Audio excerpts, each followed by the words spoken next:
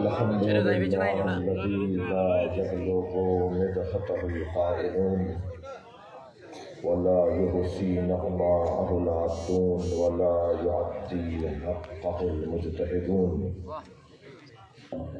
الذي ليس لصفته حد محدود ولا نعت موجود ولا وقت معدود ولا أجل ممدود فطر الخلائق بقدرته ونشر الرياح برحمته الصلاة والسلام على الرسول المصدق المصطفى العمجد المحمود الأحمد سيدنا ومولانا ومولى الكونين جد الحسن والحسين أعاني أبا القاسم محمد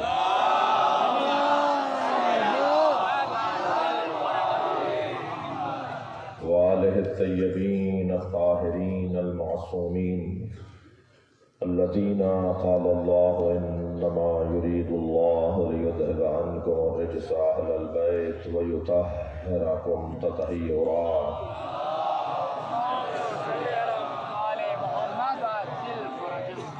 ولعنة الله على أعدائهم أجمعين من يوم عدالتهم إلى قيام يوم الدين أما بعد قال الحكيم في قرآن الكريم بسم الله الرحمن الرحيم فلا وربك لا يؤمنون حتى يحكموك فيما شجر بينهم ثم لا يجدوا في أنفسهم حرجا مما قضيت ويسلموا تسليما صلوات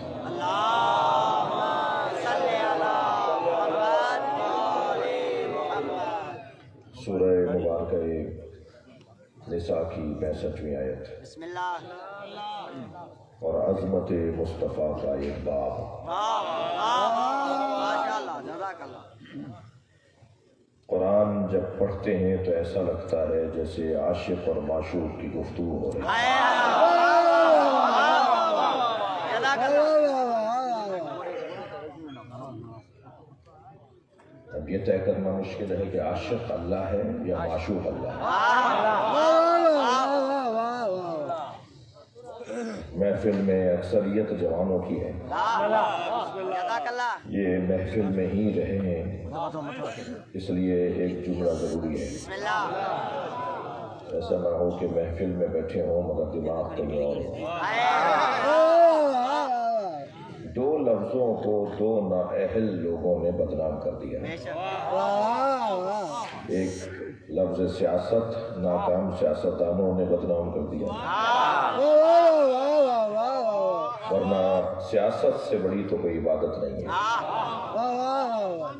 سیاست کی تعریف ہے مخلوق الہی کے امور کی تدبیر کو سیاست ہے مگر اتنا سیاست کا لفظ استعمال ہوا کہ اب اگر ممبر سے کہیں کہ فلاں کام سیاست کے مطابق ہے تو لوگوں کا ذہن جائے گا یعنی منافقت کے مطابق تو سیاست کو منافقت بنا دیا دوسرا لفظ جو ناکام لوگوں نے استعمال کیا وہ ہے لفظ عشق کچھ ناکام عاشقوں نے لفظ عشق کو استعمال کیا اور اس کا مطلب ہی بدل دیا ورنہ عشق کیا ہے حسین بتائیں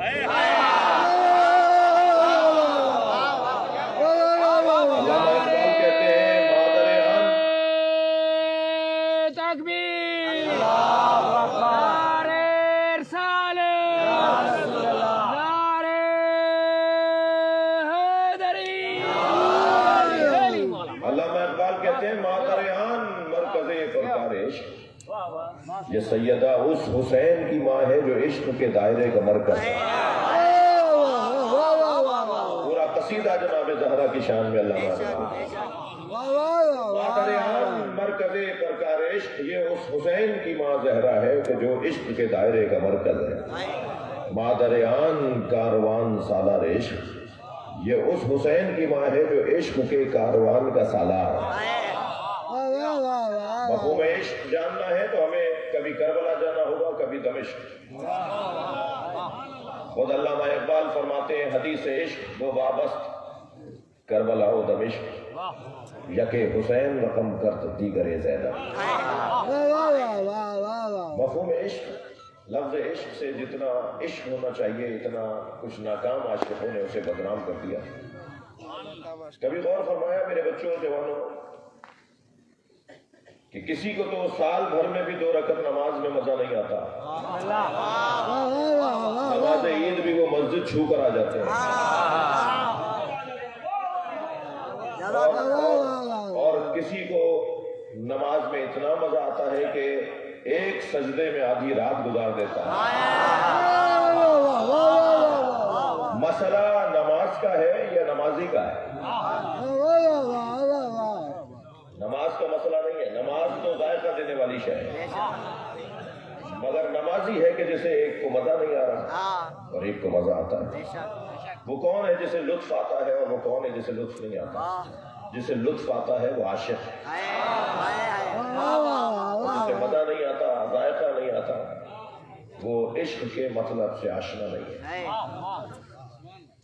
حدیث قدسی میں اللہ ارشاد فرما رہا ہے, علماء کرام کو سبق سناؤں اور ان سے دعا لوں. من طلبنی فقط وجدنی, جس نے مجھے چاہا اس نے مجھے پا لیا.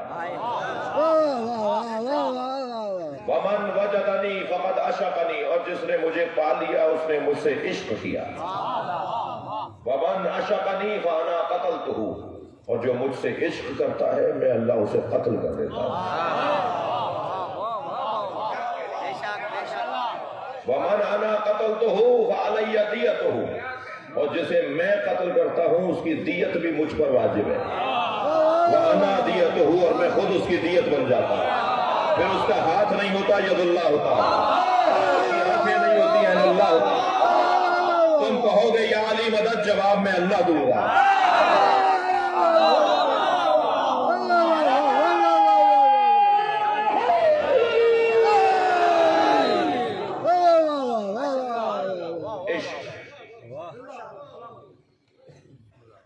آپ نے محسوس کر لیا کہ اس وقت آپ محفل میں جس شوق, ذوق, لگن, پیار اور لفظ کہہ دوں عشق کے ساتھ بیٹھے, اور ایسے ہی کوئی اور کام ہے جس میں یہ پیار نہیں ہے, تو اس کا سبب یہ ہے کہ اس کی معرفت اور اس کی حقیقت آپ کو کھل گئی ہے. اور ایسا ہی ایک اور کام ہے کہ جس کے اوپر یہ عشق نہیں ہے, تو مسئلہ یہ ہے کہ اس کی حقیقت کھلی نہیں ہے. جیسے جیسے حقیقت کھلتی چلی جائے گی ایسے ایسے عشق بڑھتا چلا جائے گا. خود علامہ اقبال مجھے پھر یاد آ رہے ہیں, وہ فرماتے ہیں عشق پر اعمال کی بنیاد رکھ. نماز اگر عشق کے طرف ساتھ نہیں پڑھی جائے گی تو مزہ ہی نہیں آئے گا. محفل میں اگر عاشق نہیں بیٹھے ہوں گے تو محفل ہوگی نہیں. علامہ اقبال کہتے ہیں عشق پر اعمال کی بنیاد رکھ, عقل کو تنقید سے فرصت نہیں. عقل کا تو کام یہ ہے کہ یہ کیوں وہ کیوں. پھر علامہ اقبال خود کہتے ہیں بے خطر کود پڑا آتش نمرود میں عشق. یہ حضرت ابراہیم جو آتش نمرود میں گئے ہیں, یہ ابراہیم نہیں گئے ہیں, عشق گیا ہے. بے خطر کود پڑا آتش نمرود میں عشق, عقل ابھی محو تماشائے لبے بام رہی. عقل تو کھڑی بھی حساب کتاب جوڑ رہی تھی, عقل تو ابھی جمع تفریق کر رہی تھی کہ مجھے کیا کرنا چاہیے, مگر عشق نے کہا کہ تم جمع تفریق کرتے رہو, میں تو آگ میں جا رہا ہوں. ٹھنڈے کمروں میں بیٹھ کر خلیفتہ بلا فصل کو دہشت گردی بولنے والے,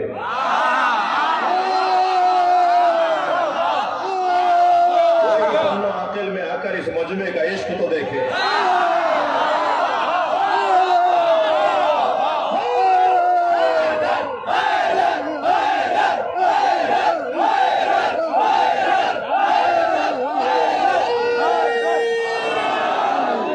میں 85 جوان دیکھ رہا ہوں کہ جن کو پہلو بدل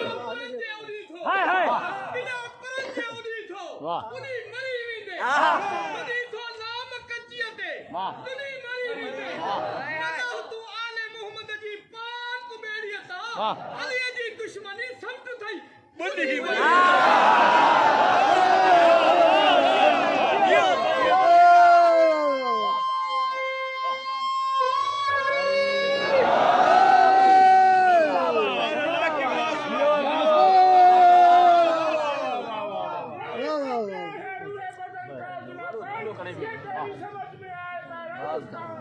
تجھے علی سے نہیں محبت نہ کر سکتے تیرا تو جسمی نجس ہے تیری نماز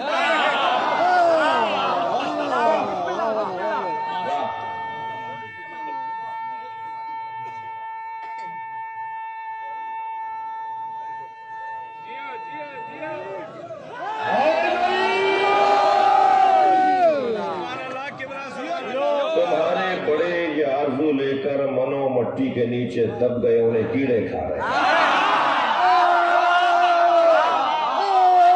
مولا علی کا ذکر تو روزانہ بڑھتا جا رہا ہے اور یہ مسئلہ سنی شیعہ کا بھی نہیں ہے جب میں یہ کہتا ہوں نا مولا علی کے عاشق اور مولا کے محب ہیں تو مسئلہ سنی شیعہ کا نہیں ہے اس سال انہوں نے کہا کہ علی ولی اللہ ازانوں سے بند کروائیں گے مجھے 24-25 سال باقاعدہ اشرے پڑھتے ہوئے ہو گئے چھوٹا صاحب کا نوکر ہوں کسی سال میری مجلسوں میں اتنے لوگ شیعہ نہیں ہوئے جتنے ان کی تقریر کے بعد ہوئے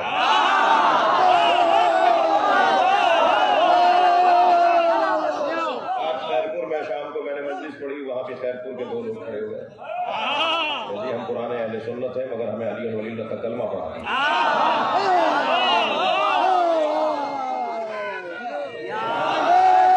مسلسل ہو رہا ہے تقریباً ہر مجھے تو یہ بھی ہے شاید یہاں بھی کوئی کھڑا ہو جائے گا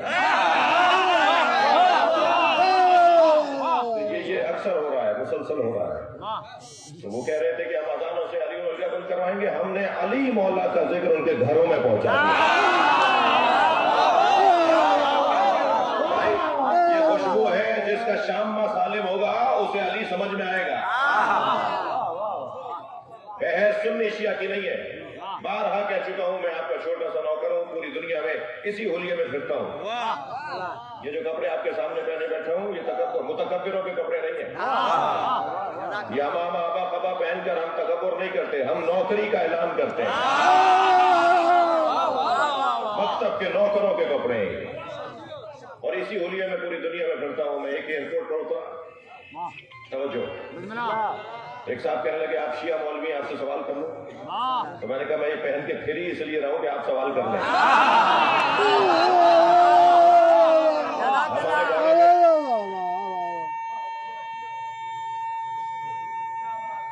ماشاءاللہ ہمارے بارے میں خود سے فیصلے کرتے ہیں ہم سے نہیں پوچھتے کالے کپڑے تو میں پہنتا ہوں تو دلیل بھی میں دوں گا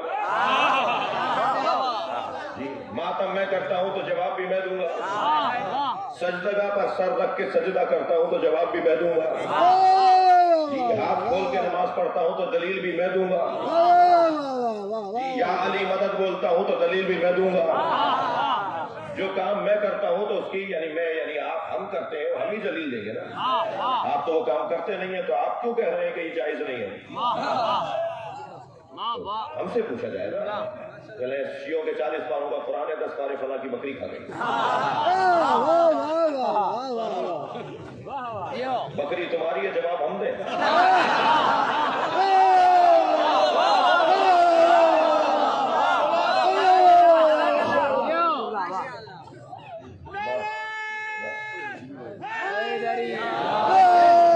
بکری سے کیا تعلق جو قرآن کھا گئی جی پرانی باتیں کسی پٹی باتیں یہ شیعہ حضرات جب نیاز کرتے ہیں نا تو بچوں کو ذبح کر کے ان کا گوشت ان کا خون ڈالتے ہیں تو بنو عاقل میں تو صدیوں سے مجلسیں ہو رہی ہیں جی تقی بھائی بیٹھے ہیں ان کے دادا ان کے والد اور اس شہر کے یہ رضوی سادات یہ سادات جو تشریف فرما ہے یہ جو مومنین تشریف فرما ہے سالوں سے صدیوں سے ہو رہا ہے بالکل بنو عاقل میں 2 4 5 بچے تو گم ہوتے ہیں نا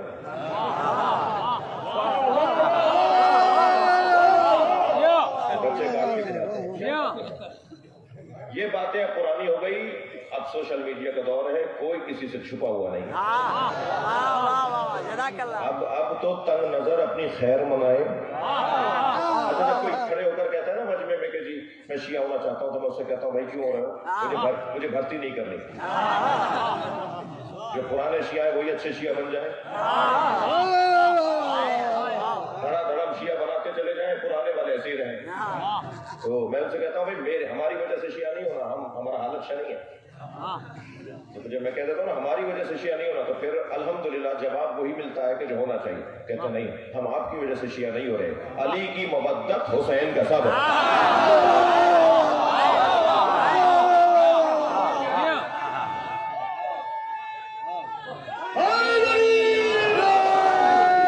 لہذا مسلسل لوگ راغب ہو رہے ہیں، اور میں نے پھر ایک جملہ تکرار کر رہا ہوں کہ جب کبھی ہم عاشق اہل بیت اور محب اہل بیت کی بات کریں گے تو اس سے مراد شیعہ نہیں ہے، ممکن ہے کہ سنی بھی ہو، اور ممکن ہے کہ حتیٰ کوئی غیر مسلم بھی ہو۔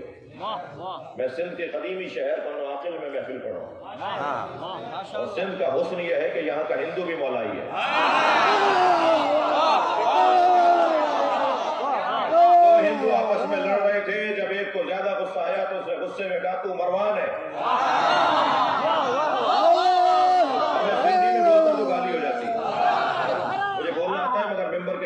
کسی کو ضرورت پڑی تو سناؤں گا۔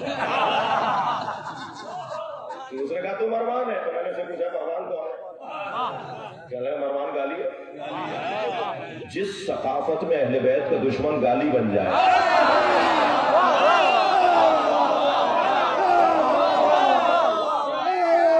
صلوات پڑھے محمد و آل محمد۔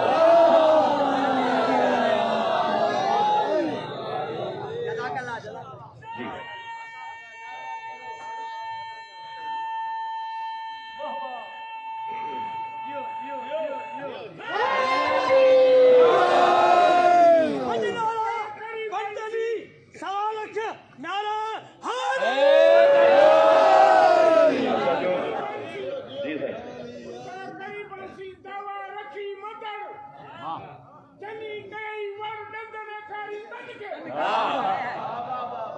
جسے ذکر علی کی روشنی اچھی نہیں لگتی، جسے ذکر علی کی روشنی اچھی نہیں لگتی، تو ایسے آدمی کی زندگی اچھی نہیں لگتی۔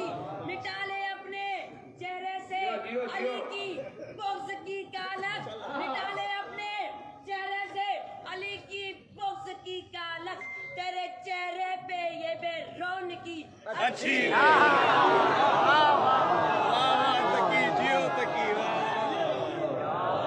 بھائی ایک پیغام دینے جا رہا ہوں، ممکن ہے کوئی سنی ہو اور وہ حسینی ہو، اور جگر تھام کے سنیے گا، ممکن ہے کوئی شیعہ ہو اور وہ حسینی نہ ہو۔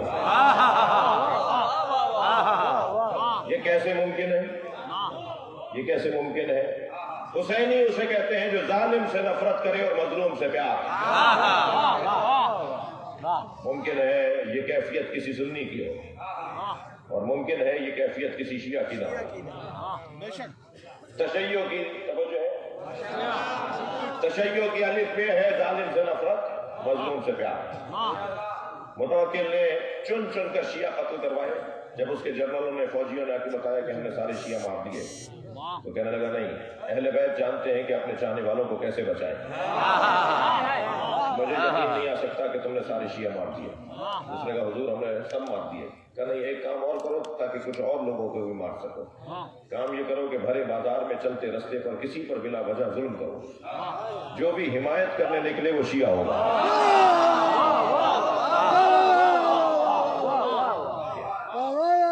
ایسا کیا گیا، پھر اس انداز سے بھی دسیوں لوگوں کو تلاش کیا۔ تو ظلم سے نفرت اور مظلوم سے پیار، یہ الف پہ ہے تشیع، محب اہل بیت ہونے کی نشانی ہے۔ توجہ کر لیا آپ نے؟ عزیزان گرامی، مجھے اور آپ کو اللہ کا شکر ادا کرنا چاہیے کہ ہم جہاں بیٹھے ہیں اس سے اچھا دروازہ نہیں ہے۔ دنیا کہاں بیٹھی ہے مجھے اس سے غرض نہیں، مگر ہم جہاں بیٹھے ہیں وہاں سے جنت کا رستہ بنتا ہے، ترقی کی راہیں کھلتی ہیں، عظمتوں کے عنوانات ملتے ہیں۔ انسان فطری طور پر کمال طلب ہے، کمال جو ہے، کمال خواہ ہے، چاہتا ہے کہ کمال کی طرف راغب ہو جائے۔ کسی کے نزدیک کمال علم ہے تو وہ اہل علم سے دوستی کرتا ہے، کسی کے نزدیک کمال شہرت ہے تو وہ مشاہیر سے تعلقات بناتا ہے، کسی کے نزدیک کمال کرسی ہے تو صاحبان منصب سے دوستی کرتا ہے، کسی کے نزدیک کمال شجاعت ہے تو وہ بہادروں سے دوستی کرتا ہے، کسی کے نزدیک کمال سخاوت ہے تو وہ اہل دل سے دوستی کرتا ہے، کسی کے نزدیک کمال حسن ظاہری ہے تو وہ حسینوں سے دوستی کرتا ہے۔ اللہ نہیں چاہتا تھا کہ لوگ در در کی ٹھوکریں کھائیں، سارے کمالات ایک ہی گھر میں رکھ دیے جو آل نبی کا گھر ہے۔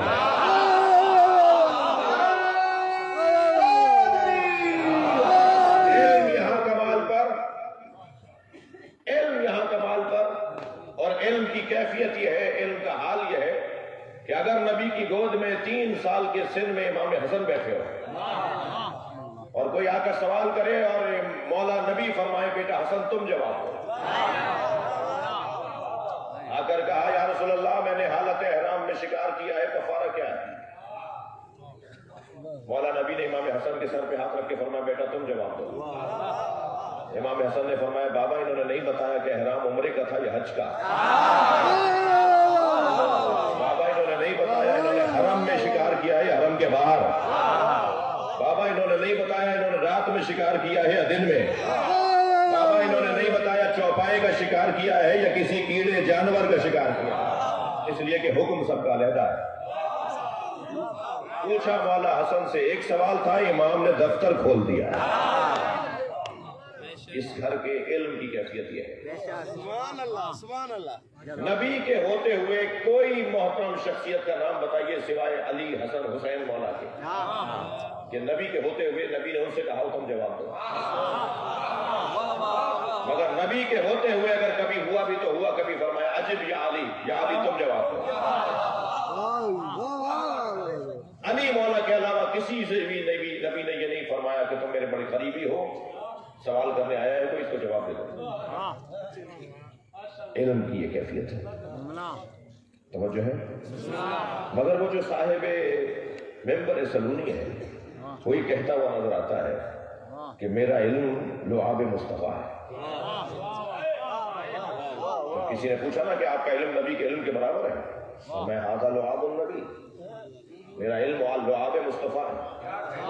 سرکار دو جہاں نے مجھے لعاب دہن کے ذریعے علم منتقل کیا۔ اللہ اکبر، مجھے تو بڑا تعجب ہے ان مسلمانوں سے جو کہتے ہیں نبی ہم جیسے ہیں۔ سمجھ ہے، اگر کوئی آپ سے کہے نا کہ نبی ہم جیسے ہیں تو پہلا تو اس کو یہ جواب کیا کریں کہ اپنا چہرہ آئینے میں جا کے دیکھو، کہو کہ نبی تم جیسے ہیں۔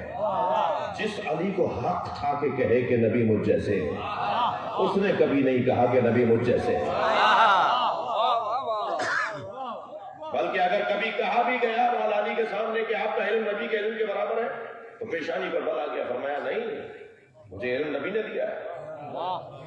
فرمایا زقنی رسول اللہ زقن زقا، مجھے رسول اللہ نے علم ایسے دیا ہے جیسے پرندہ اپنے بچے کو دانا دیتا ہے۔ کیا تعبیر ہے، کیا سہانا انداز ہے۔ چاہتے تو کہہ دیتے کہ مجھے نبی نے علم ایسے دیا جیسے ماں اپنے بچے کو دودھ دیتی ہے۔ مولا علی نے یہ نہیں فرمایا جیسے ماں اپنے بچے کو دودھ پلاتی ہے، مجھے رسول اللہ نے ایسے علم دیا ہے۔ فرمایا مجھے رسول اللہ نے ایسے علم دیا جیسے پرندہ اپنے بچے کو دانا دیتا ہے۔ کیوں یہ تعبیر ہے اور کیوں وہ تعبیر نہیں ہے؟ اس لیے کہ ماں جو کھاتی ہے وہ پلاتی نہیں ہے، جو پلاتی ہے اسے کھایا نہیں ہوتا۔ 4 مختلف چیزیں کھانے کے بعد ماں دودھ پلاتی ہے، یعنی کھائی روٹی ہوتی ہے، پلاتی دودھ ہے۔ سیب کھاتی ہے، فلاں چیز کھاتی ہے، پھر دودھ پلاتی ہے بچے کو۔ جو اس نے لیا ہوتا ہے وہ دے نہیں رہی ہوتی، لیکن پرندہ وہی دیتا ہے جو لے کر آتا ہے۔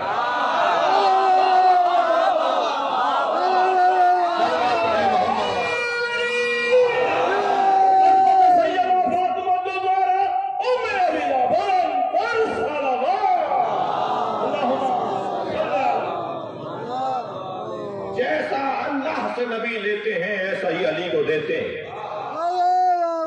فرمایا مجھے رسول اللہ نے علم ایسے دیا جیسے کبوتر، جیسے پرندہ اپنے بچے کو دانا دیتا ہے۔ اللہ اکبر۔ ایک صاحب کہنے لگے نبی کو تو لکھنا پڑھنا نہیں آتا تھا، کیا کریں ان بحثوں کو اگر ممبر سے ہم بیان نہ کریں تو کچھ ہمارے بچوں کے دماغ پر بھی اثر ہوتا ہے، کم سے کم ویکسینیشن تو ہونی چاہیے۔ کورونا جیسی بیماری سے تو نجات مل جائے گی، مگر بغض علی کی بیماری سے یہ سوائے جہنم کے کہیں اور نہیں جائے گا۔ اس لیے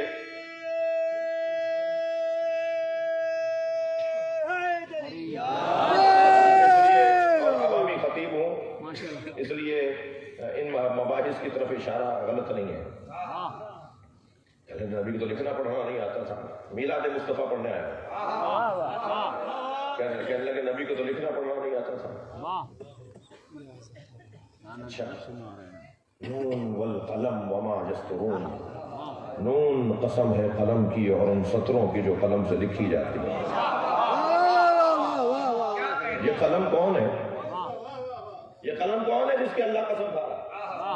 سنی شیعہ مجمع توجہ چاہوں گا آپ سے، یہ کون قلم ہے؟ میں نے قرآن کی اس آیت کو دیکھ کر جب حدیثیں تلاش کی تو مجھے حدیث نظر آئی، اول ما خلق اللہ القلم، اللہ نے سب سے پہلے قلم کو بنایا۔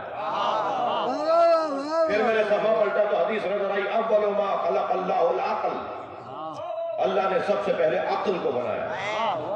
پھر میں نے صفحہ پلٹا تو وہ حدیث کی زیارت ہوئی، اول ما خلق اللہ نوری، نبی فرماتے اللہ نے سب سے پہلے مجھ مصطفیٰ کے نور کو بنایا۔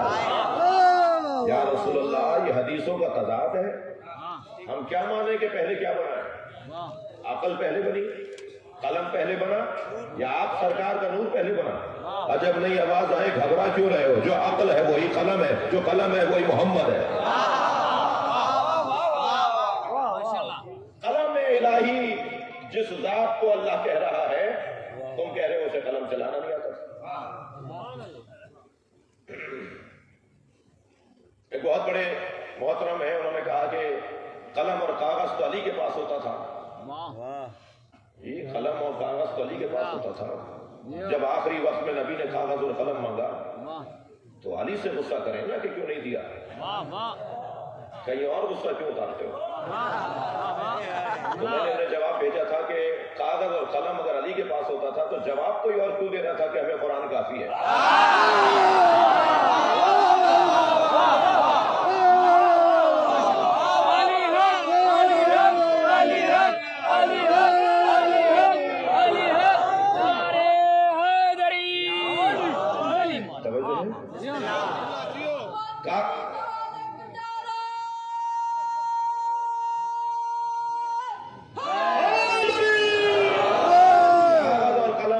سرکار دو جہاں کے ہاتھ میں، مولا علی کے ہاتھ میں کاغذ و قلم ہے۔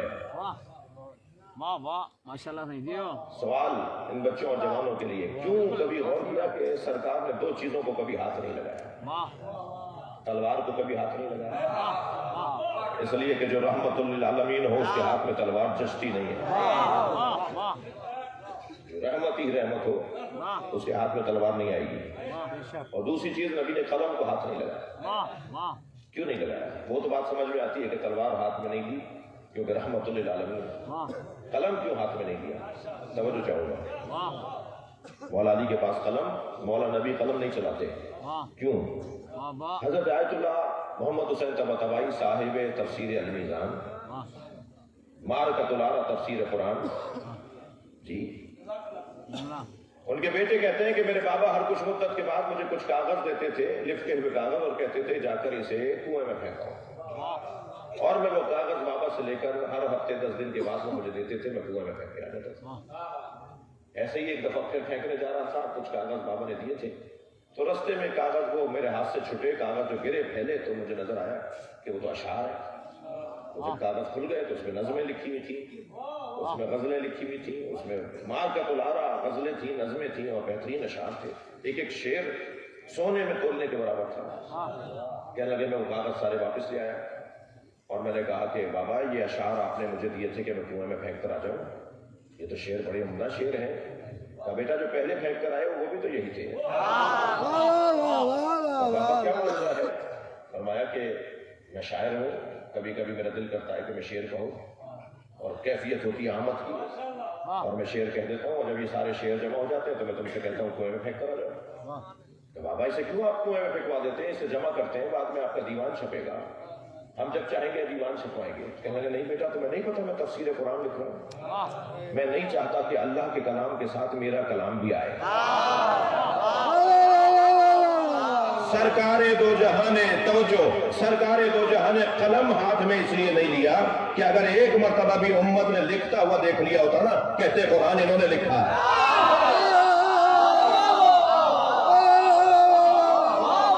اب قلم ہی ہاتھ میں نہیں لیں گے، اللہ کا کلام اللہ ہی کا رہے. صلوات پڑھیں محمد و آل محمد.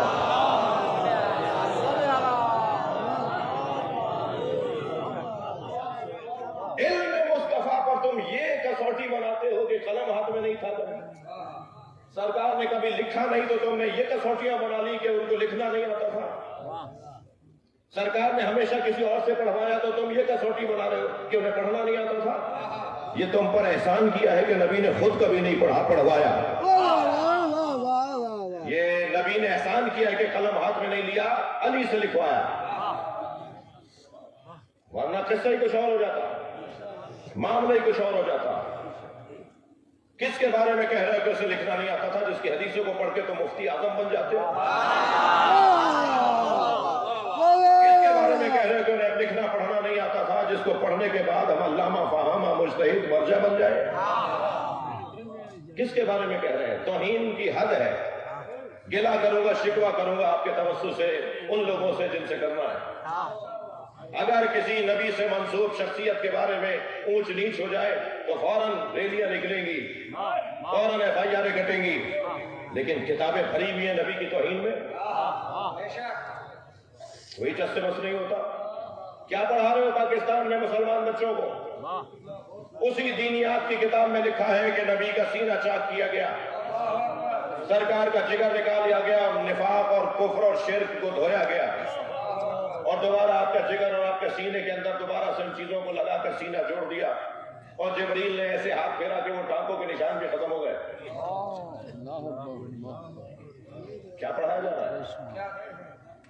اسی کتاب کے اندر لکھا ہوا ہے کہ ہمارے نبی کو لکھنا پڑھنا نہیں آتا تھا. اسی کتاب کے اندر لکھا ہوا ہے کہ ہمارے نبی 40 سال کے بعد نبی ہوئے. پہلے تو جو آپ سے کہنا کہ ہمارے نبی 40 سال کے بعد نبی ہوئے، اسے آپ کہہ دیا کریں کہ تمہیں آنے میں 40 سال دیر لگی ہے.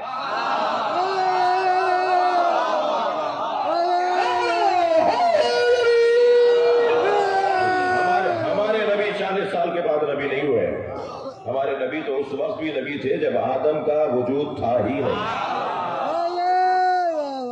توجہ کر لیا آپ نے؟ 40 سال کے بعد نبی ہمارے نبی ہوئے.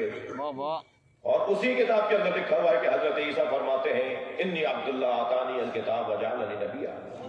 ابھی 4 گھنٹے کے ہیں، 4 گھنٹے پہلے ولادت ہوئی ہے، اور حضرت عیسیٰ فرما رہے ہیں میں اللہ کا بندہ ہوں، مجھے کتاب دے کر بھیجا ہے، مجھے نبی بنا کر بھیجا ہے. تو عیسیٰ علیہ السلام تو ماں کی گود میں نبی ہے. ہمارے نبی جنہیں ہم کہتے ہیں کہ وہ افضل ہیں، وہ 40 سال کے بعد نبی ہیں. تو کیا پڑھا رہے ہو بھائی؟ کیا یہ ہم نہیں پڑھا رہے اپنے بچوں کو کہ حضرت عیسیٰ افضل ہے؟ نبی کے بارے میں بڑی کوتاہیاں ہیں، اقرار کرنا پڑے گا. فرانس کے سفیر کو واپس بھیجنے کا مسئلہ حل نہیں ہو، مسئلہ اسے حل نہیں ہوگا. پہلے اپنے اندر کے فرانس کو نکالو.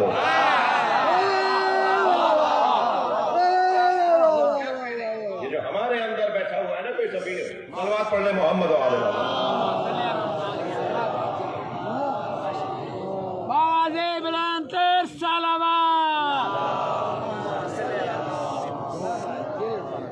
نبی کی عظمت کی بات ہے، اور عظمت مصطفیٰ سمجھ میں نہیں آ سکتا جب تک کہ اللہ یا علی سے نہ پوچھا جائے.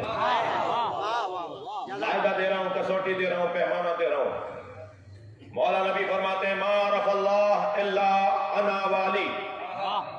اللہ کو کوئی جان ہی نہیں سکتا سوائے مجھ محمد کے اور علی کے. ما عرفنی الا اللہ والی، اور مجھ مصطفیٰ کو کوئی جان ہی نہیں سکتا سوائے اللہ کے اور علی کے. وما عرف علیٰ، اور علی کو کوئی پہچان ہی نہیں سکتا الا اللہ وانا، یا علی کو اللہ جانتا ہے یا میں جانتا ہوں.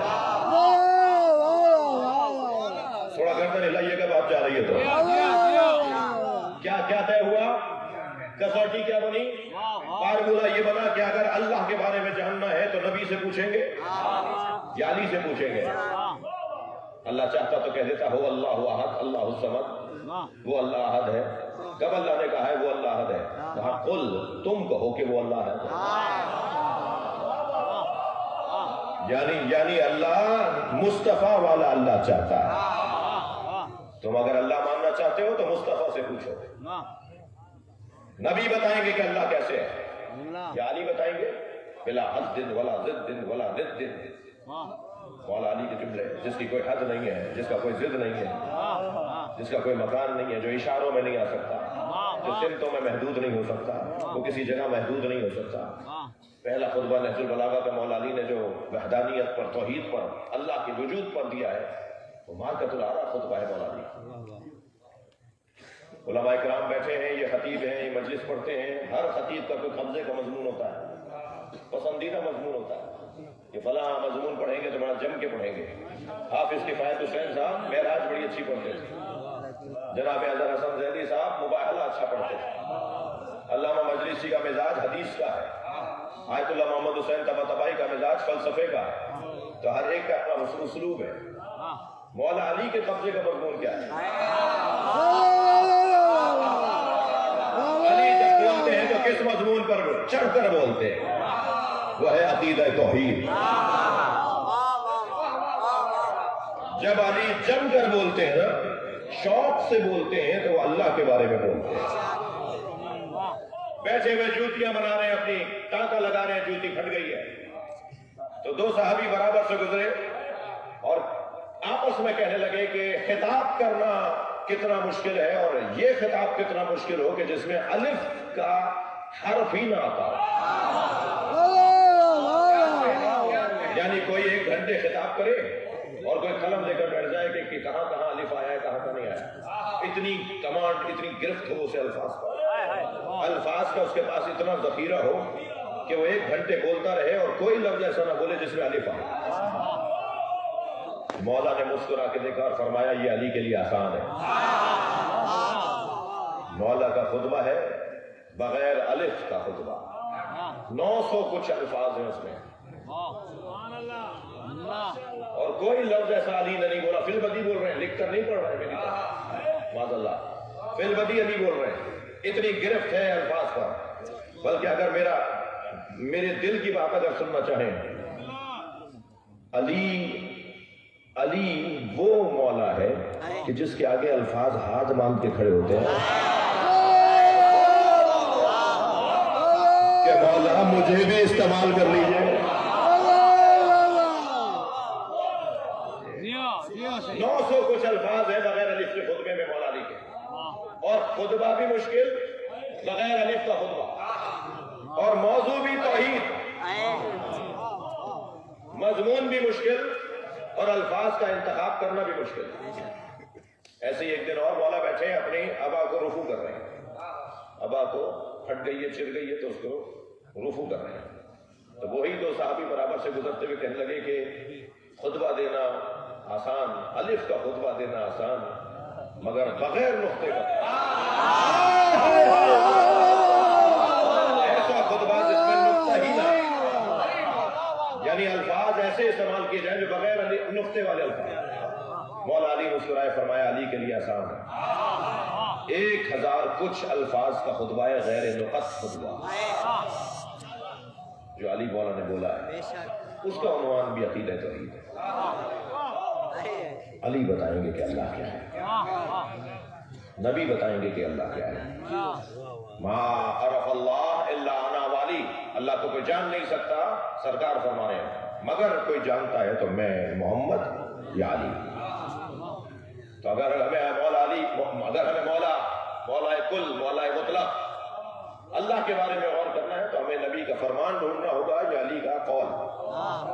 پھر فرمایا ما عرفنی الا اللہ و علی، مجھے کوئی نہیں پہچان سکتا سوائے اللہ کے اور علی کے۔ تو اگر ہمیں نبی کی معرفت حاصل کرنی ہے تو ہمیں قرآن پڑھنا ہوگا یا مولا علی کا فرمان۔ اللہ بتائے گا کہ نبی کیسے ہیں۔ پہلے تسلی دیجئے، تھک تو نہیں رہے؟ آپ نے اپنی ساری توانائی مجھ سے پہلے خرچ کر لی ہے، جیو اب اس میں میرا قصور نہیں ہے۔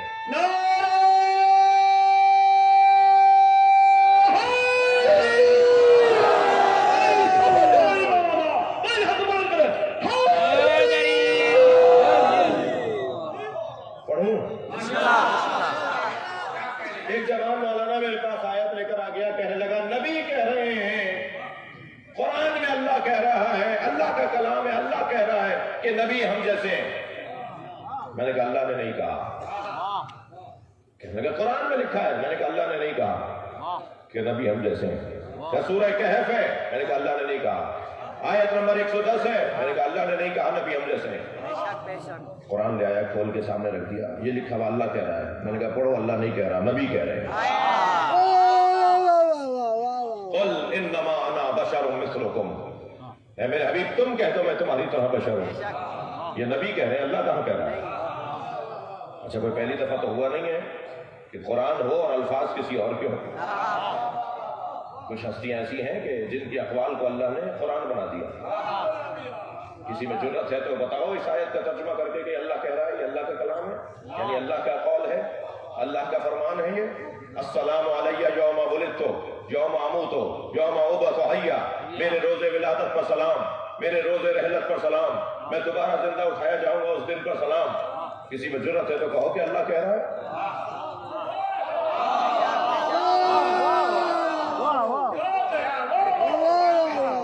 اللہ کے روز ولادت کفر، اللہ کا روز رحلت کفر، یہ اللہ کہاں کہہ رہا ہے؟ یہ الفاظ کسی اور کے ہیں، اللہ نے قرآن بنایا۔ الفاظ حضرت عیسیٰ اور حضرت یحییٰ کے ہیں، اللہ نے اسے قرآن بنا دیا۔ اس کا مطلب یہ کہ قول کسی اور کا ہو اور وہ قرآن بن جائے، وہ آسمان سے اترے، ایسے ہی ہے۔ الحمدللہ رب العالمین پہلی مرتبہ ابو طالب نے کہا تھا، اللہ نے اسے قرآن بنا دیا۔ سرکار کہہ رہے ہیں کہ میں تمہاری طرح بشر ہوں، اللہ نے کب کہا ہے میرا نبی تمہاری طرح بشر؟ میں بنو عقل کے اس عظیم الشان اجتماع میں، جس میں میرے بھائیوں نے بڑا اہتمام کیا، حدیث قصہ، اراکین حدیث قصہ، بنو عقل اراکین محفل حدیث قصہ، ان دوستوں نے بڑے اہتمام سے علماء کرام کو زحمت دی اور شخصیات تشریف فرما ہے، سنی برادران تشریف فرما ہے، اور دروازے پہ تو آپ نے کسی کو کھڑا نہیں کیا کہ ہندو نہیں آئیں گے۔ ہندو بھائی بھی آئے ہوئے ہیں، تو اتنے اہتمام سے آپ نے محفل کی ہے۔ اس انتہائی اہتمام سے کی گئی، منعقد کی گئی محفل میں اگر میں اس تاریخی اجتماع میں آج اس ممبر پہ بیٹھ کے کہوں کہ میں شہنشاہ حسین نقوی جاہل ہوں، اور ایک دفعہ بھی نہیں 6 دفعہ کہتا ہوں، اور محفل ختم ہو اور یہ وہ جوان باہر نکلے اور سامنے سے اس کا بزرگ آتا ہوا نظر آئے، بیٹا کہاں گئے تھے؟ کہا جی محفل میں گیا تھا۔ کون پڑھ رہا تھا؟ مولانا جاہل۔ بیٹا مولانا تھے تو جاہل نہیں تھے، اور جاہل تھے تو مولانا نہیں۔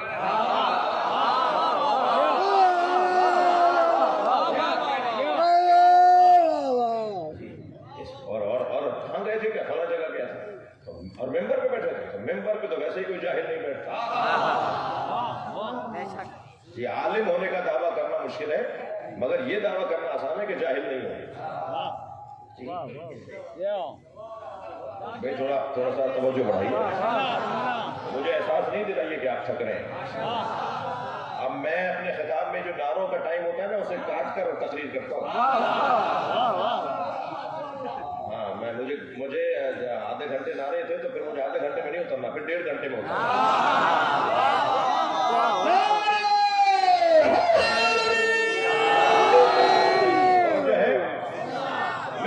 اس ممبر پہ بیٹھ کے 6 دفعہ کہہ دوں 1 گھنٹے کی تقریر میں کہ میں شہنشاہ حسین نقوی جاہل ہوں۔ اس نے بزرگ بیٹا کہاں سے؟ کہا وہ مولانا جاہل۔ کہا مولانا جاہل؟ خبردار، بڑی بری بات ہے۔ کہا نہیں وہ خود کہہ رہے تھے۔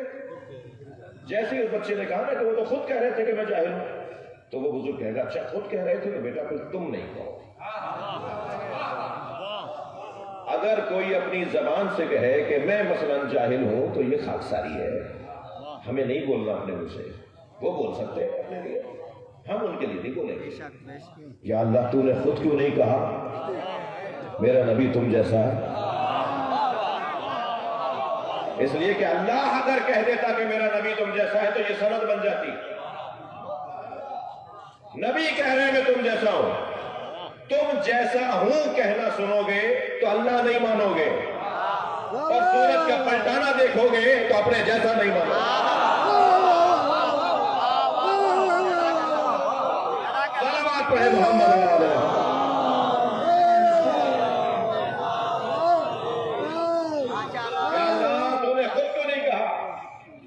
چاہوں گا اچھا میں اگر 6 دفعہ نہیں 100 دفعہ بھی ممبر پہ بیٹھ کے کہہ دوں میں جاہل ہوں میں جاہل ہوں میں جاہل ہوں تو سب کہیں گے انتصاری ہے. لیکن آیت اللہ سیستانی کی طرف سے آیت اللہ خامنائی کی طرف سے لیٹر آ جائے کہ شہنشاہ حسن نقوی جاہل ہے تو یہی سند بن جائے گی. بڑا کہے گا تو سند بنے گی, خود کہیں گے تو انتصاری کہلائے گی. یا اللہ تو نے خود کیوں نہیں کہا میرا نبی تمہاری طرح؟ آواز آئے گی تم نے پڑھا کہاں ہے کہ میں نے کیا کہا؟ اللہ اکبر. اب تھکے نہیں ہیں تو میں بتاؤں اللہ کیا کرتا ہے, اللہ کیسے بات کرتا ہے. اللہ نے ہر نبی کا نام لے کر بات کی ہے. یا موسیٰ, یا آدم, یا نوح, یا ابراہیم, یا زکریا, یا یحییٰ, یہ سارے یا کہہ کے قرآن میں نام ہے. ڈائریکٹ اللہ بات کرتا ہے یا یحییٰ, یا زکریا, مگر کوئی ایک آیت دکھائے جس میں اللہ نے کہا یا محمد.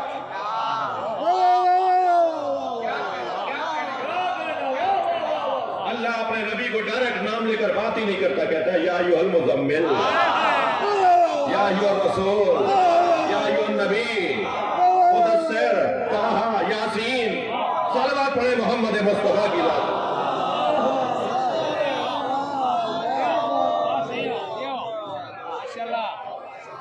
میلاد مصطفیٰ پڑھنے ہیں اور شیعہ زبان سے بھی نبی کی بات سنو. صلوات پڑھے محمد و آل محمد.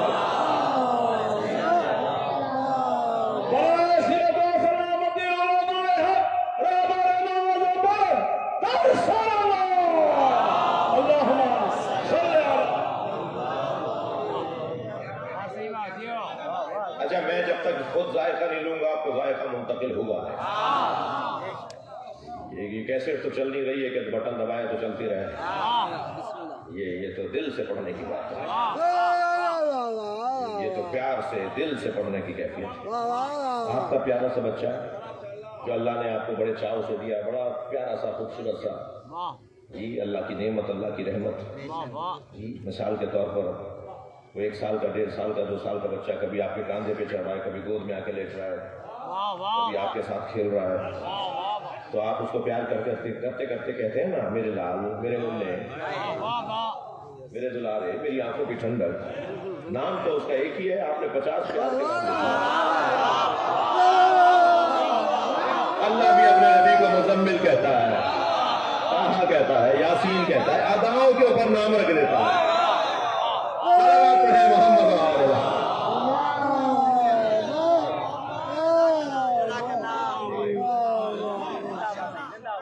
کیا پیار ہے اللہ کا اپنے نبی کے ساتھ.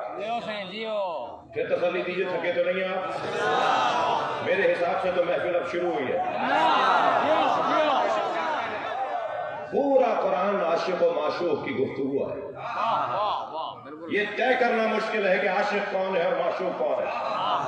میں اگر اس محض کو ایک جملے میں کہنے کی کوشش کروں تو جملہ یہ بنے گا کہ جب یہ احمد ہوتے ہیں تو عاشق ہوتے ہیں, جب محمد ہوتے ہیں تو معشوق ہوتے ہیں. آسمانوں میں انہیں احمد پکارا جاتا ہے اور زمین پر انہیں محمد پکارا جاتا ہے. بسم اللہ. کرسی ڈال کے بیٹھے ہیں حضرت ابو طالب, انتظار کر رہے ہیں کہ فاطمہ بنت اسد حجرے سے باہر آ کر بتائیں کہ اللہ نے ہمیں بھتیجا دیا ہے یا بھتیجی. ابو لہب بھی کرسی ڈالے بیٹھا ہے, اس کی زوجہ جمیلہ بھی اندر ہے, حمالۃ الحطب. جی اور انتظار کر رہا ہے کہ آگے بتائے. تو جمیلہ باہر آئی اور اچھا میاں بیوی میں جھگڑا چل رہا تھا. جس زندگی کا حاکم مصطفیٰ نہ ہو وہاں جھگڑے ہی ہوتے ہیں. ناراضگی چل رہی تھی دونوں میں. ابھی خوش کرنے کے لیے باہر آئی اور آواز دے کر کہنے لگی ہے میرے سرتاج لا تو منا تو حبل عزا نے تمہیں بھتیجا دیا ہے. ہاں تو ابو لہب کہنے لگا کہ جا وہ جو کل لڑائی ہوئی تھی اس کو میں نے تجھے معاف کیا. خوشی میں کہا معاف کیا. تو ہمارے بھائی کہتے ہیں کہ ابو لہب پورا جہنم میں جلے گا. ابو لہب کا اتنا سا ہاتھ جہنم میں نہیں جلے گا، اس لیے کہ نبی کی محبت میں استعمال ہوا ہے.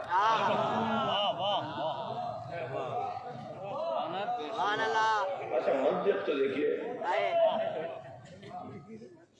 اللہ اکبر.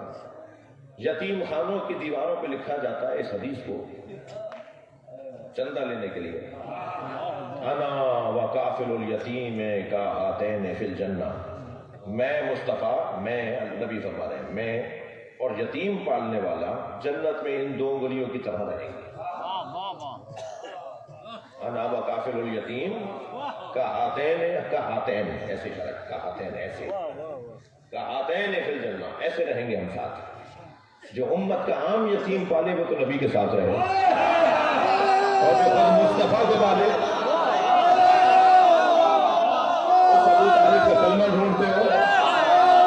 کوئی جا کر انہیں بتائے ابو طالب کا کلمہ نہ ڈھونڈو، کلمہ ابو طالب کو ڈھونڈتا ہے. بغیر ابو طالب کے مفہوم میں کلمہ ہی نہیں ہے. کہنے لگے آخری وقت تھا، نبی کان میں کہہ رہے تھے کہ چچا کلمہ پڑھ لیجئے. عجیب لوگ ہیں، کان کی بات سن لی، عجیب کے میدان میں من کن تو مالا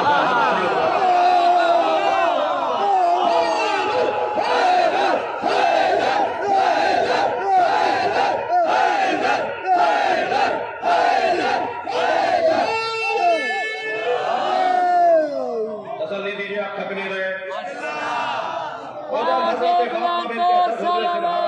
حضرت ابو طالب کرسی ڈالے بیٹھے ہیں اور میاں بیوی کا پیار دیکھیے کہ جیسے ہی فاطمہ بنت اسد کو آتے دیکھا ابو طالب کھڑے ہو گئے. اب میں یہاں ہاتھ تو اٹھواؤں گا نہیں کہ کون کون شادی شدہ بیٹھا ہے.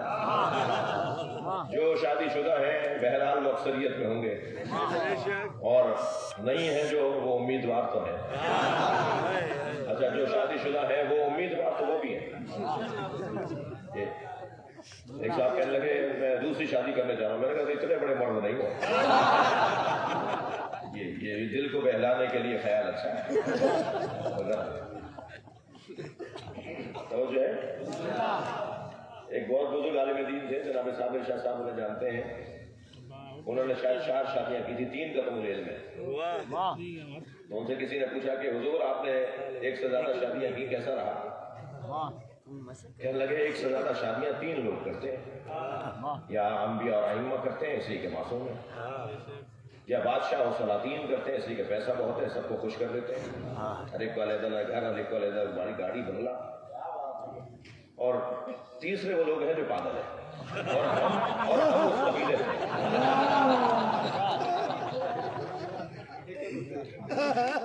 عزیزان گرامی، محفل پڑھ رہا ہوں بھائی، میں یہ ممبر کا مزاج ہے، مجھے پتا ہے کہ مجلس میں یہ والا کام میں نہیں کرتا. مجلس میں ہنسانے کی کوئی بات نہیں ہوتی، لیکن محفل میں ہو سکتی ہے. وہ گھر جہنم بن جاتے ہیں جہاں میاں بیوی میں ہم آہنگی نہ ہو. مجھے نہیں پتا خواتین سن رہی، میں انہیں راضی کرنے کو نہیں کہہ رہا. البتہ ابھی نہیں سن رہی تو ویڈیو بعد میں ضرور دیکھیں گے. جی اچھا، پنو عقل میں محفل پڑھ رہے ہیں مگر لندن والے سن رہے ہیں. تو آج تو آسان ہے نا سارے کام. تو خدا کے واسطے اپنے گھروں کا ماحول بہتر بنانے کی ضرورت ہے. امت سے ایک بیوی نہیں سنبھلتی، نبی نے 11 زوجائیں رکھی تاکہ آئیڈیل بنے کہ کس انداز سے زوجاؤں کے ساتھ ہم آہنگی ہو سکتی ہے. ہمارے لیے اسوہ حسنہ سرکار کی ذات. خواتین کے لیے فرماتی ہیں سیدہ، میں جنت میں اس عورت کو اپنے ساتھ رکھوں گی صبرت علی سوء خلق زوجہا، جو اپنے شوہر کی بد اخلاقی پہ صابرہ رہتی ہو، میں اسے جنت میں اپنے قریب رکھوں گی. اور ایسے ہی خواتین اگر بد خلق ہو تو مردوں کو برداشت کرنا ہوگا. یہ کوئی حسن نہیں ہے کہ گھر میں بھیج دو، گھر بھیجنا کوئی حسن نہیں ہے. برداشت کرو، برداشت کرو. فلسفہ سمجھیں. ایک بہت بڑے عارف گزرے، اللہ کے ولی، صاحب کرامت عالم. ان کے شاگرد ان کے دروازے پر گئے، جیسے دروازہ بجایا تو اندر سے ایک لڑنے بھڑنے کے انداز میں آواز آئی. کون ہو؟ کیوں آئے ہو؟ فلاں دماغے. استاد سے ملنا ہے. تمہارا استاد بھی ایسا ہی ہے. پریشان ہو گئے، واپس آ گئے ڈر کے کہ پتہ نہیں اندر سے کوئی اینٹ پتھر نہ آ جائے. دوسرے دن استاد سے ملے، کہا استاد ہم آپ کے گھر گئے تھے، اندر سے خاتون کی آواز آئی، اس نے آپ کو بھی گالی دی، ہمیں بھی دی. کہہ رہے میری زوجہ ہے. کہہ رہے اتنی بد اخلاق عورت اسے چھوڑ کیوں نہیں دیتے؟ کہہ رہے اسے برداشت کرنے کی وجہ سے تو اللہ نے ولایتیں دی ہیں.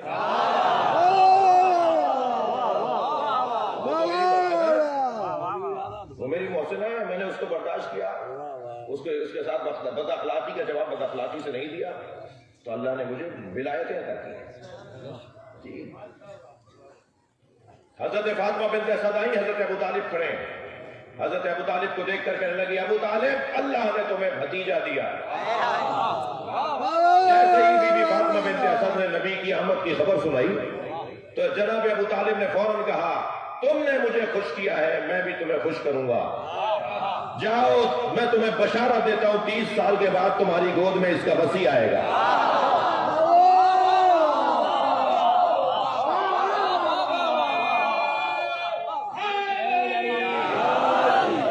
سلوات. بھائی اتنا اہتمام ہوا ہے، مجھے کچھ دیر تو پڑھنے دیجیے نا. توجہ ہے. لا کر دے دیا حضرت عبد المطلب، دادا کی گود میں نبی کو دے دیا. سرکار عبد المطلب نے گود میں لے کر کہا ابو طالب قریب آؤ، میں نے اتنا حسین بچہ نہیں دیکھا. اچھا کون کہہ رہا ہے؟ قمر بطحا. حضرت عبد المطلب قمر بطحا. بلا کسے رہے؟ قمر حرم. وہ پورے مکے کا چاند ہے، نقاب لگا کے نکلتے تھے باہر. حضرت عبد المطلب کا حسن اتنا تھا کہ نقاب کے بغیر نکل آئے تو لوگ رستے چھوڑ کے، کام چھوڑ کر دکانوں سے نکل کے کھڑے ہو جاتے تھے کہ دیکھو اتنا حسین تم نے دیکھا. لہذا معمول پر رہے سب کچھ تو نقاب لگا کے نکلتے تھے. اور کون کس کو بلا رہے ہیں؟ حضرت ابو طالب جو قمر حرم ہے، پورے حرم الہی کا چاند. دونوں قریب آئے، کہا بیٹا میں نے اتنا حسین بچہ نہیں دیکھا، بتاؤ اس کا نام کیا رکھیں؟ کہا بابا میں نے بھی اتنا حسین بچہ نہیں دیکھا، بابا اس کا نام محمد رکھیں. دادا چاچا نے نام محمد رکھا. میرے پاس ایک عیسائی آیا ڈیوڈ جان، کلمہ پڑھنے کے بعد کہنے لگا کوئی اور حکم ہے؟ میں نے کہا نام بھی بدل دو. تو اس کا ساتھ آیا کہنا ہے جی انگریزی میں نام برا نہیں ہے. میں نے کہا نہیں، کافر ماں باپ کا رکھا ہوا ہے، رسم یہی ہے کہ نام بدل دینا چاہیے کافر ماں باپ اگر نام رکھیں. کسی میں جرت ہے کہ کوئی کہے کہ ابو طالب نام ہو؟ ابو طالب اور عبد المطلب نے نام رکھا ہے.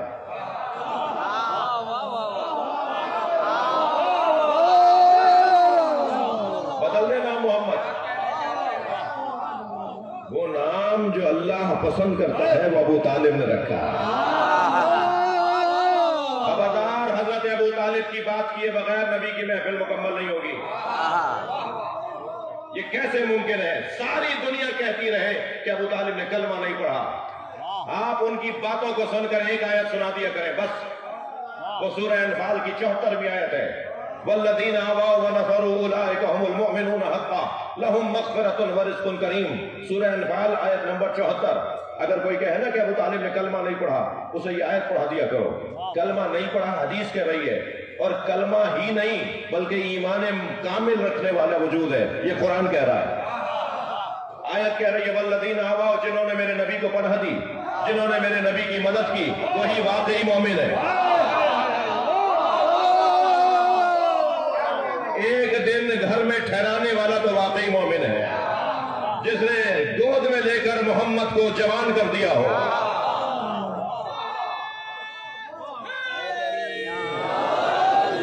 اور عزیزان گرامی توجہ چاہوں گا، اگر کوئی حضرت ابو طالب کے بارے میں بات کرے تو اسے کہو کہ ایمان ابو طالب پر بات کرنا توہین ابو طالب ہے.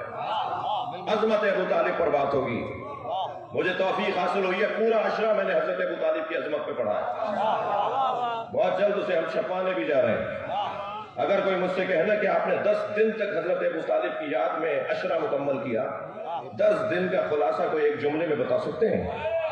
تو میں 10 دن کا خلاصہ ایک جملے میں کہوں تو یہ کہوں گا کہ اگر ابو طالب کو ڈھونڈنا ہے تو ابو طالب صف انبیاء میں ملتے ہیں.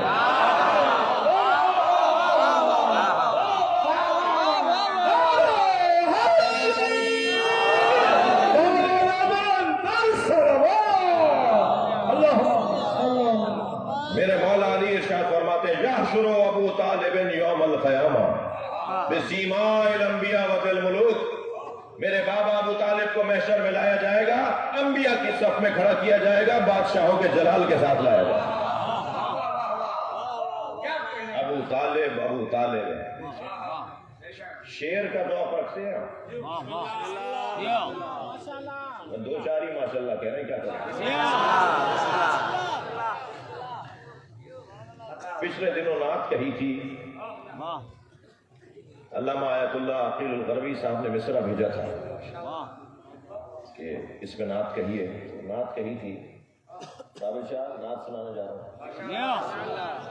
جہان حسن سے یہ انقلاب ہو نہ سکا. اچھا میں 2-4 مصروں کے بعد دیکھ لوں گا, اگر آپ کا شوق نہیں ہوگا تو میں بس اتنی کروں گا جتنا شوق ہوگا. جہان حسن سے یہ انقلاب ہو نہ سکا, محمد عربی کا جواب ہو نہ سکا.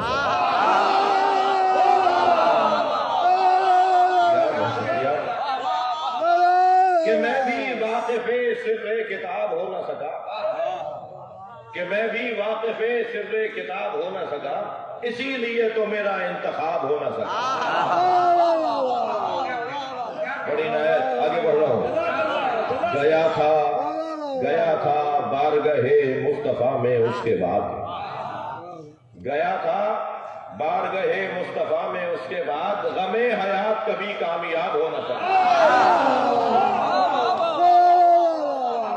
غم حیات کبھی کامیاب ہو نہ سکا, اور پڑھا کہ غیب سے بھیجا ہے میرے آقا کو.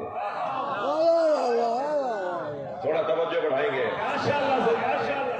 پڑھا کہ غیب سے بھیجا ہے میرے آقا کو, بجز نبی کوئی امی خطاب ہو نہ سکا. تھوڑا گردن ہلائیے بھائی. کرم نگاہی آقا ہے بو ذر و سلمہ, وہ ذرہ کیا جو یہاں آفتاب ہو نہ سکا.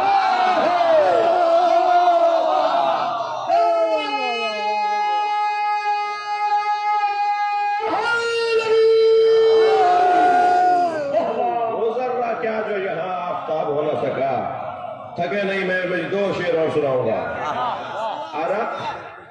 عرق جبین سے لے کر نبی بنائے گئے,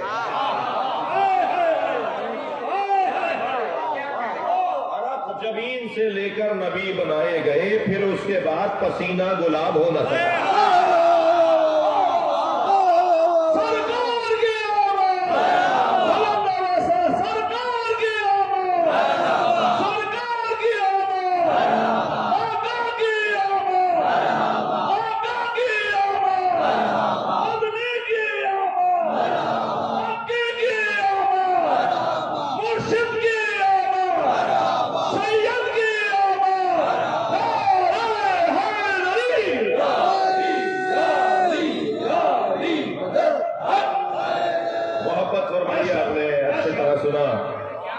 اس نعت کا حاصل کلام 2 مصرے, ایک شعر, اور اس کے بعد میں آپ سے اجازت چاہوں گا. مجھے جو شعر سب سے زیادہ پسند ہے, حقیقتاً ابو طالب کے لاڈلے کے سوا, حقیقتاً ابو طالب کے لاڈلے کے سوا کوئی بھی مثل رسالت معاب ہونا.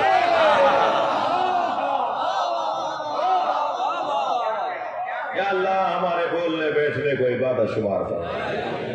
اس سے پہلے جن ذاکرین نے, جن احباب نے پڑھا, ان کی پڑھائی کو قبول فرما.